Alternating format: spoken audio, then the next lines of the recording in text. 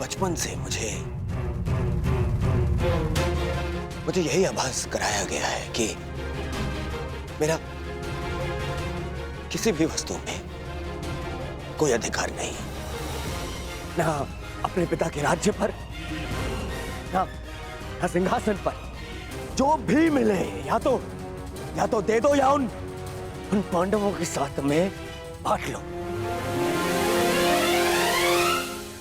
और तुम अधिकार की बात करते हो वासुदेव, तो बताओ मुझे, मेरा अधिकार उन पांडवों ने मुझे कब दिया?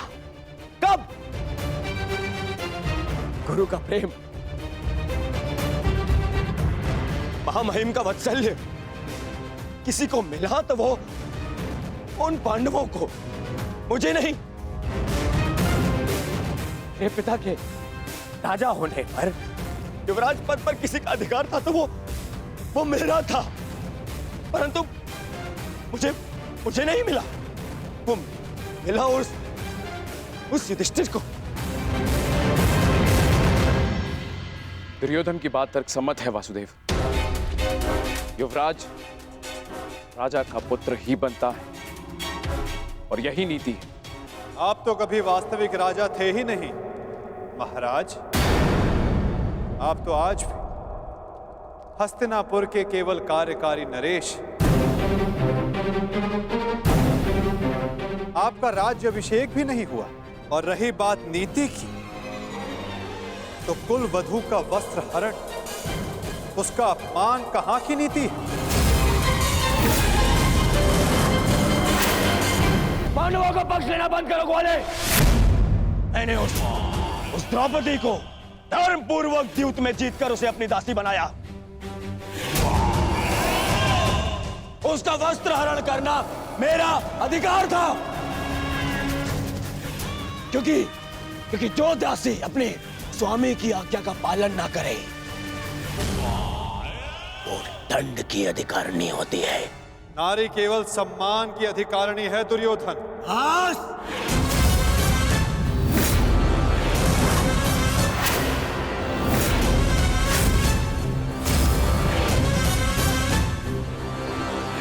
दूत बनकर आए हो,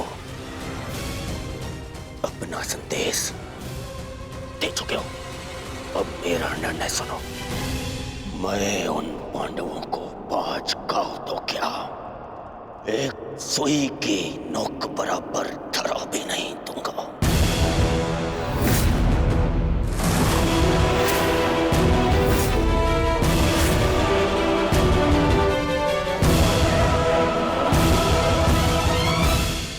मैंने तुम्हारा संदेश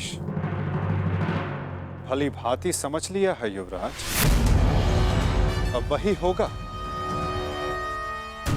जो तुम चाहते हो दुर्योधन। अब महाविनाश होगा, महायुद्ध होगा, महाभारत होगा।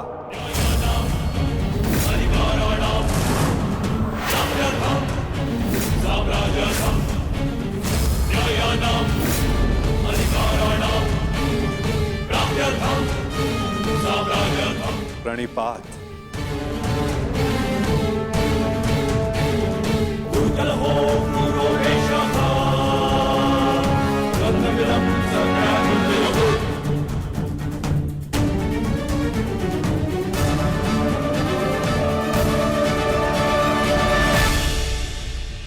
रुकिए केशव। मित्र, एक बार और विचार कर लो।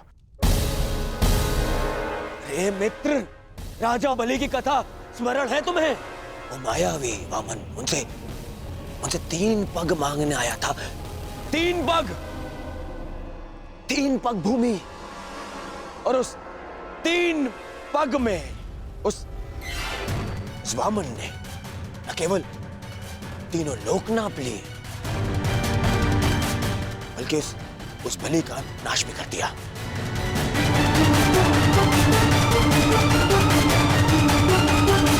अरे इस छलिया को 5 गांव दे दूंगा तो यह हस्तिनापुर का अस्तित्व ही मिटा देगा।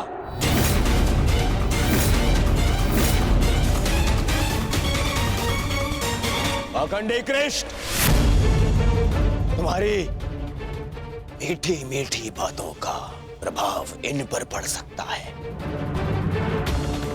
दुर्योधन पर नहीं। तो फिर मैं प्रस्थान करता हूं।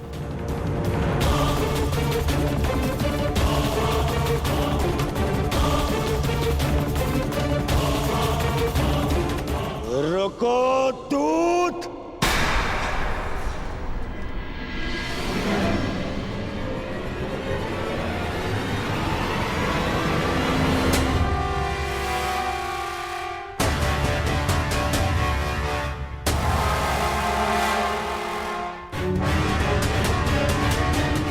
मैंने तुम्हें जाने की आज्ञा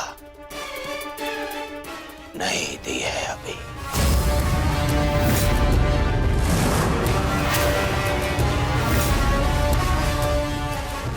सब तुम्हारी माया से भयभीत हैं कृष्ण।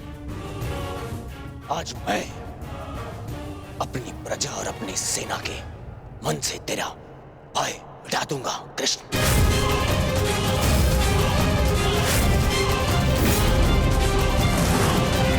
तुम हस्तिनापुर से बाहर नहीं जाओगे।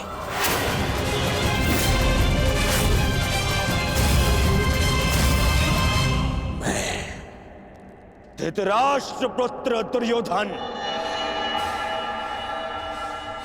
तुम्हें अभी और इसी क्षण बंदी बनाता हूं वासुदेव।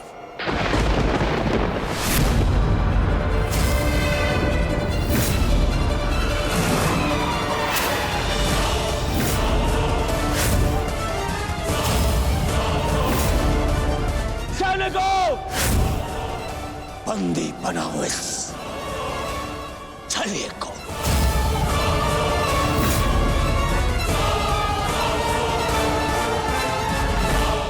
अपने पुत्र को सीमा में रहने का अर्थ सिखाइए महाराज। ये अनर्थ करने जा रहा है। महामहिम बिल्कुल ठीक कह रहे हैं महाराज। वासुदेव कृष्ण केवल हस्तिनापुर के संबंधी नहीं, इस समय वे एक शांति दूत हैं। और इस बात का स्मरण रहे महाराज, एक शांति दूत के साथ इस तरह का व्यवहार उचित नहीं है। आचार्य ठीक कह रहे हैं पुत्र। ऐसा अनर्थ मत करो।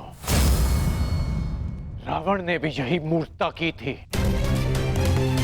उसने भी दूत का अपमान किया था और उसकी सोने की लंका जलकर भस्म हो गई।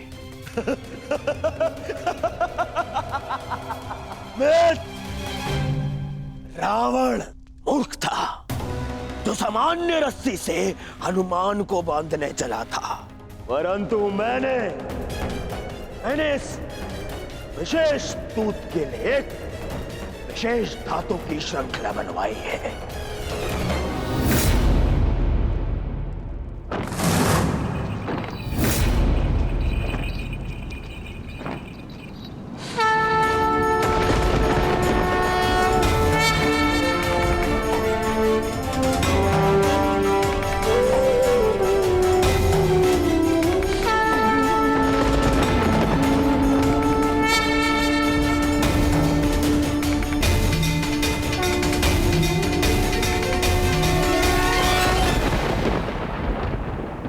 कुछ नहीं कहेगा।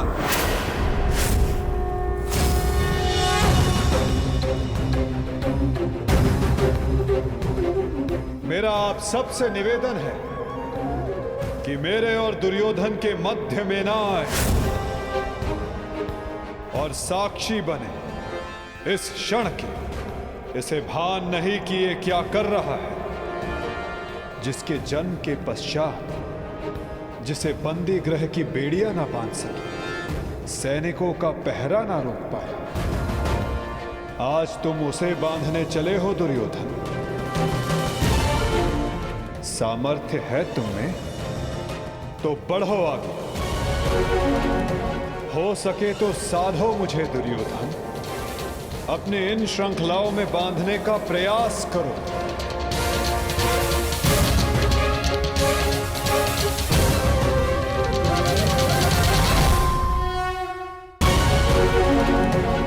हो हो सके तो साधो मुझे दुर्योधन, अपने इन श्रृंखलाओं में बांधने का प्रयास करो।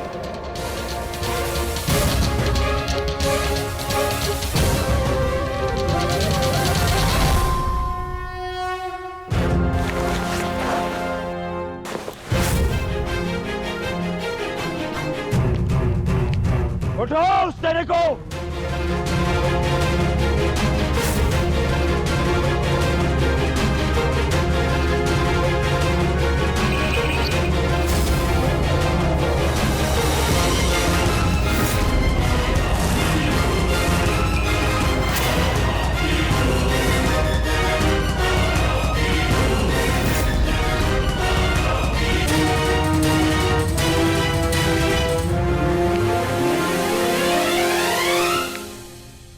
तुम्हें लगता है कि ये धातु श्रृंखला मुझे बांधने के लिए पर्याप्त है दुर्योधन?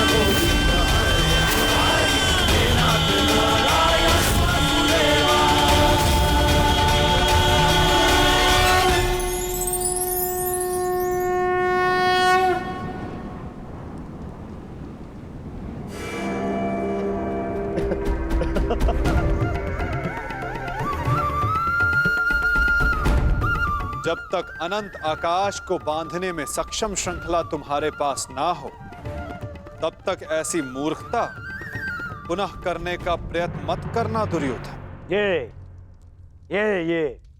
छल, ये माया, यही है ना तुम्हारे अस्त्र छलिए।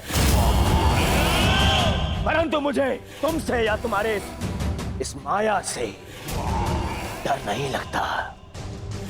हर लूंगा मैं तुम्हारे और उन पांडवों के प्राण।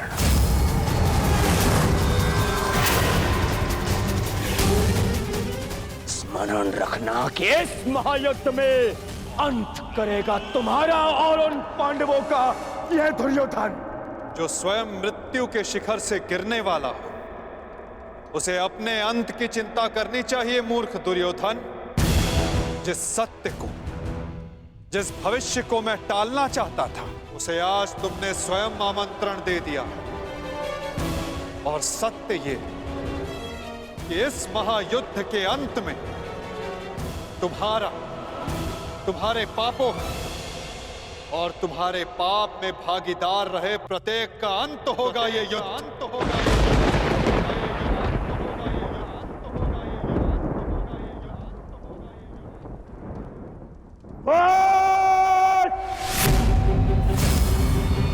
मेरे राज्य में, मेरे ही सभा में आके मुझे धमकी देता है छलिए। तुम्हारा राज्य, तुम्हारी सभा, इस राजसभा के समक्ष कितना सा आकार है तुम्हारा दुर्योधन? और हस्तिनापुर के समक्ष कितनी सी है ये सभा? और इस पृथ्वी के सामने कितना सा है हस्तिनापुर? और इस ब्रह्मांड में क्या स्थान रखती है ये पृथ्वी? यदि मनुष्य का अभिमान और दम उसके आकार से अधिक बड़ा हो जाए, तो वही मनुष्य को स्वयं अपने बोझ से मार डालता है। और तुम्हारे अंत का कारण भी यही अभिमान होगा दुर्योधन। और तुम्हारा अंत भी तुम्हारे इसी अभिमान से होगा दुर्योधन।